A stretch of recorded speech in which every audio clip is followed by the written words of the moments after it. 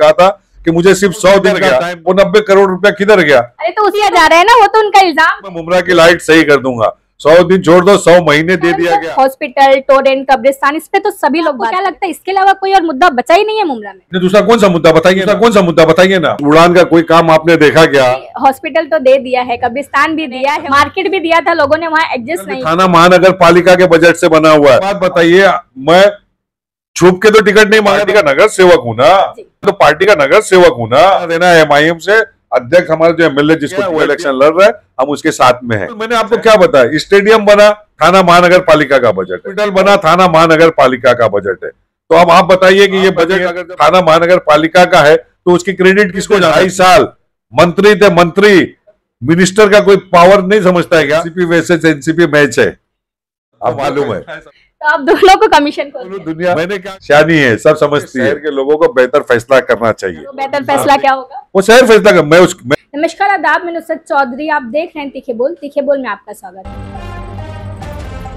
हम लगातार जब से इलेक्शंस की डेट क्लियर हुई है, हम चुनाव पे चर्चा कर रहे हैं। कल हमने पार्ट 6 चलाया था, आज हम पार्ट 7 के लिए शाह आलम जी के साथ मौजूद है।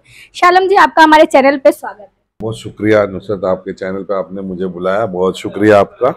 शाह आलम सर, अभी इलेक्शंस करीब है, जो सिटिंग MLA थे, जो अभी फिलहाल अपोजिशन में लड़ने वाले लोग हैं, जिसमें सैफ पठान जी का नाम सामने आ रहा है, नजीबुल्लाह जी का नाम सामने आ रहा है, और जो सिटिंग MLA हैं डॉक्टर जितेंद्र अवार्ड जी, क्या लगता है उन्होंने कितना काम किया है? देखो, जब सबसे पहली बात तो मैं ये आपको बता दूं कि जो ये तीन कैंडिडेट खड़े हुए हैं, तो मैं तो अपनी कैंडिडेट की बात करूंगा, मेरी पार्टी की बात करूंगा, MIM की। हमारी पार्टी की तरफ से सैफ पठान लड़ रहे हैं और बाकी NCP वर्सेस NCP है। और शहर की विकास की जो बात आप कर रहे हैं, तो आपको भी मालूम है कि आपको मैं बताता चलूं कि हमारे शहर में कितना विकास हुआ, आप लोग खुद जानते हैं। अब जिस तरीके से इनकी आपको मालूम है, 2019 में इनकी किताब आई थी उड़ान जी, बराबर। उस उड़ान का कोई काम आपने देखा क्या? आपने अपने कैमरे की नजर से कभी देखा? नहीं, हॉस्पिटल तो दे दिया है, कब्रिस्तान भी दिया है, उन्होंने मार्केट भी दिया था, लोगों ने वहाँ एडजस्ट नहीं किया है। तो अभी वो तो दे रहे हैं मगर नहीं हो पा रहा है, लोग नहीं एडजस्ट करे, तो उनकी क्या गलती है? नहीं, अच्छा, उनकी गलती नहीं।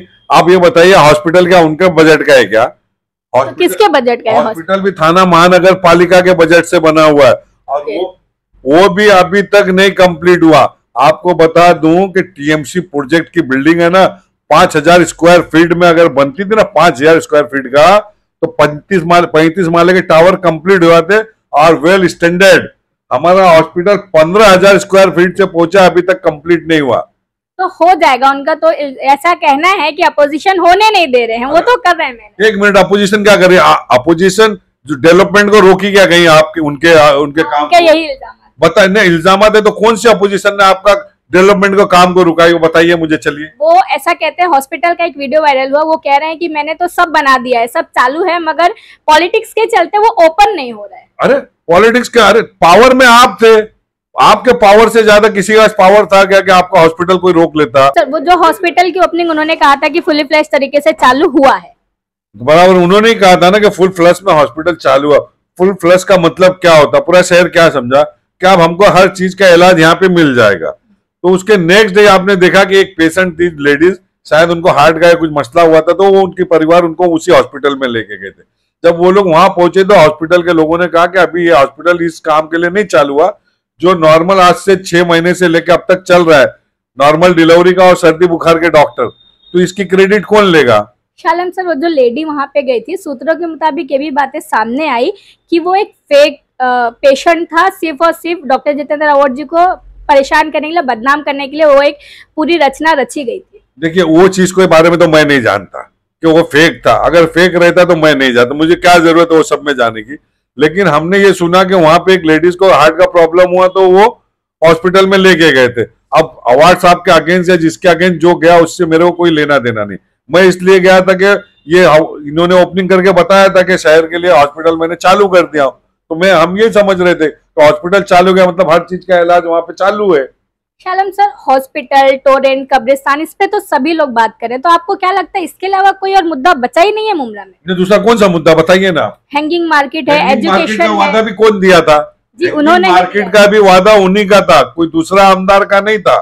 ठीक है, कब्रिस्तान भी उन्हीं ने कहा। एजुकेशन है, नशा है। बताइए, आप खुद सोचिए, क्या आमदार साहब 15 साल से एमएलए, एक भी कारपोरेशन की स्कूल इन्होंने बनाया क्या? नहीं। आप एक उदाहरण मैं आपको बता दूं, भिवंडी का एक एमएलए है समाजवादी का, रईस अहमद, उसने अपने वार्ड के अंदर म्युनिसिपैलिटी का ऐसी स्कूल बनाया कि लोग तारीफ करते नहीं भूल रहे। तो अगर हमारे शहर का आमदार हमारे शहर की फिक्र किया होता, मुसलमान बच्चों की तालीम की फिक्र करता, तो इधर एक स्कूल बनाए होते ना। लाइब्रेरी तो दे दी है। अरे लाइब्रेरी आपने देखा ना कैसी जगह पे लाइब्रेरी बनी है? कलवा की लाइब्रेरी देखो, जाके मुमरा की लाइब्रेरी भी देखो ना आप। नहीं, मगर मसला तो तालीम का है ना। फिर तालीम कहीं भी मिले, चीन तक जाना पड़े, ऐसे उनके लोग क्लेम करते हैं, चीन तक जाना पड़े तो जाए, तो क्या दिक्कत है? मिल तो गई। तो तालीम, मैं क्या बोल रहा हूँ, वो तालीम चाइना तक जाने के लिए हमको ही मालूम है, हमारे नबी ने बताया कि अगर तालीम हासिल करना रहे तो चीन तक जाना रहे तो जाओ। तो हम ये करेंगे, जब बेसिक स्ट्रक्चर हमारे शहर में आप दिए होते तालीम को आगे लेके जाने की, तब तो हम चीन जाने की कोशिश करते ना। शहर में ही नहीं तालीम मिलेगी तो मैं चीन कहां से जाऊंगा? शाह आलम सर, अभी जो इलेक्शंस आ रहे हैं, इसमें एमआईएम से सैफ पठान जी फिलहाल इलेक्शन लड़ने की तैयारी कर रहे हैं, तो उनकी रणनीति क्या है, आप इस बात से वाकिफ हैं? देखिए, अभी हमारी पार्टी से जो सैफ पठान को टिकट मिला, इंशाअल्लाह ताला वो इलेक्शन लड़ रहे हैं, हम लोग साथ में हैं। और जो शहर के मुद्दे उसी को लेके हमारी पार्टी की और हमारे आमदार जो इलेक्शन लड़ रहा है सैफ पठान, ये रहना चाहिए कि हमको जो शहर की जरूरत है, जो इन्होंने वादा किया था उन्होंने पूरा नहीं किया, तो हम क्या कर सकते हैं, हम वो करेंगे इंशाल्लाह। एक और बात सामने आ रही थी कि आप भी कहीं ना कहीं इच्छुक थे, मगर टिकट आपको नहीं मिली, तो इससे कोई नाराजगी है कि नहीं? अब एक बात बताइए, मैं छुप के तो टिकट नहीं मांगा था, मैं तो पार्टी का नगर सेवक हूँ ना। मैंने पैसा देके टिकट मांगा क्या? मैं पार्टी का कारपोरेटर था, तो मैंने अपना फॉर्म भरा। हर पार्टी के इसमें 4, 6, 10 लोग फॉर्म भरते हैं टिकट के लिए। अब दावेदारी में सैफ पठान साहब को, हमारे जो सुप्रीमो है, उनका डिसीजन चलेगा।